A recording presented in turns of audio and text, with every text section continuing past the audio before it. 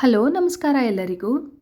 ಇವತ್ತಿನ ವಿಡಿಯೋದಲ್ಲಿ ಕ್ಯಾರೆಟ್ ಹಲ್ವಾನ ಕ್ವಿಕ್ಕಾಗಿ ಈಸಿಯಾಗಿ ಕೆಲವೇ ನಿಮಿಷಗಳಲ್ಲಿ ಹೇಗೆ ಮಾಡ್ಬೋದು ಅಂತ ನೋಡೋಣ.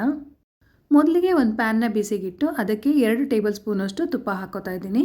ತುಪ್ಪ ಬಿಸಿ ಆದ ನಂತರ ಗೋಡಂಬಿ ಮತ್ತು ಸಣ್ಣಗೆ ಕಟ್ ಮಾಡಿದಂಥ ಬಾದಾಮಿನ ಹಾಕ್ಕೊಂಡು ಫ್ರೈ ಮಾಡ್ಕೋತಾ ಇದ್ದೀನಿ.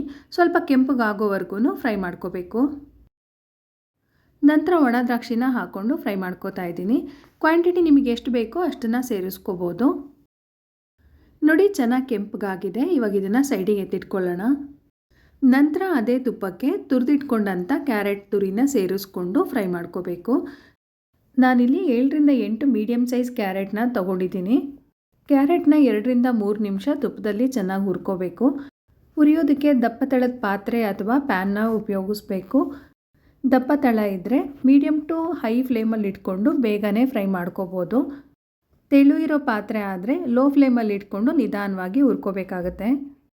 ಹಸಿ ವಾಸನೆ ಹೋಗೋವರೆಗೂ ತುಪ್ಪದಲ್ಲಿ ಚೆನ್ನಾಗಿ ಹುರಿಬೇಕು. ಕಲರು ಚೇಂಜ್ ಆಗ್ತಾ ಬರುತ್ತೆ. ನೋಡಿ ಇವಾಗ ಹುರಿದಿದ್ದಾಗಿದೆ. ಇವಾಗ ಹಾಲನ್ನ ಸೇರಿಸ್ತಾ ಇದ್ದೀನಿ. 2 ಕಪ್ಪಷ್ಟು ಹಾಲನ್ನ ಸೇರಿಸ್ಕೊಂಡು ಮಿಕ್ಸ್ ಮಾಡ್ಕೋತಾ ಇದ್ದೀನಿ.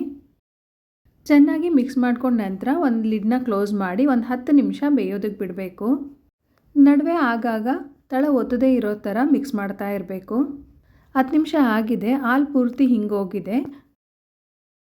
ಇವಾಗ ಸಕ್ಕರೆ ಸೇರಿಸ್ಕೊಳ್ಳೋಣ. ನಾನಿಲ್ಲಿ 1 ಕಪ್ಪಷ್ಟು ಸಕ್ಕರೆನ ಸೇರಿಸ್ಕೊಂಡು ಮಿಕ್ಸ್ ಮಾಡ್ಕೋತಾ ಇದ್ದೀನಿ. ಸಕ್ಕರೆ ಪ್ರಮಾಣ ನಿಮ್ಮ ಟೇಸ್ಟ್ಗೆ ತಕ್ಕನಾಗಿ ಜಾಸ್ತಿ ಕಡಿಮೆ ಮಾಡ್ಕೋಬೋದು. ತುಪ್ಪನೂ ಕೂಡ ನಿಮ್ಮ ಇಷ್ಟಕ್ಕೆ ತಕ್ಕನಾಗಿ ಸ್ವಲ್ಪ ಹೆಚ್ಚು ಕಡಿಮೆ ಹಾಕ್ಕೋಬೋದು. ನೋಡಿ ಸಕ್ಕರೆ ಮಿಕ್ಸ್ ಮಾಡ್ಕೊಂಡಿದ್ದಾಗಿದೆ. ಅದು ಕೂಡ ಅಬ್ಸರ್ವ್ ಆಗಬೇಕು.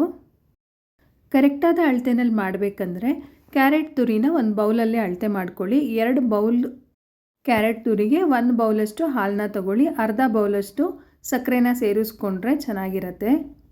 ಹಸಿ ಹಾಲಾದ್ರೂ ತೊಗೋಬೋದು ಅಥವಾ ಕಾಯಿಸಿ ಹಾರಿಸಿದ್ದಾದ್ರೂ ಉಪಯೋಗಿಸ್ಕೋಬೋದು. ನಾನಿಲ್ಲಿ ಇವಾಗ ಕೋವಾ ಮಿಕ್ಸ್ ಮಾಡ್ಕೋತಾ ಇದ್ದೀನಿ. 1 ಚಿಕ್ಕ ಕಪ್ಪಷ್ಟು ಕೋವಾನ ಹಾಕ್ಕೊಂಡು ಮಿಕ್ಸ್ ಮಾಡ್ಕೋತಾ ಇದ್ದೀನಿ. ಬೇಡ ಅಂದರೆ ಸ್ಕಿಪ್ ಮಾಡ್ಬೋದು. ಕೋವಾ ಹಾಕೋದ್ರಿಂದ ಹಲ್ವಾ ತುಂಬ ಟೇಸ್ಟ್ ಆಗುತ್ತೆ. ಬೇಕರಿಗಳಲ್ಲಿ ಹೋಟೆಲ್ಗಳಲ್ಲಿ ಸಿಗೋ ಥರನೇ ಟೇಸ್ಟ್ ಸಿಗುತ್ತೆ ಕೋವಾ ಹಾಕೋದ್ರಿಂದ. ನೋಡಿ ಕೋವಾ ಎಲ್ಲ ಚೆನ್ನಾಗಿ ಮಿಕ್ಸ್ ಆಗಿದೆ.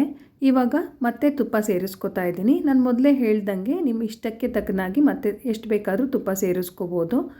ಜೊತೆಗೆ ಸ್ವಲ್ಪ ಏಲಕ್ಕಿ ಪುಡಿ, ಹುರಿದಿಟ್ಕೊಂಡಂಥ ದ್ರಾಕ್ಷಿ ಗೋಡಂಬಿನ ಸೇರಿಸ್ಕೊಂಡು ಚೆನ್ನಾಗಿ ಮಿಕ್ಸ್ ಮಾಡಿಕೊಂಡ್ರೆ ಹಲ್ವಾ ರೆಡಿ ಆಗುತ್ತೆ.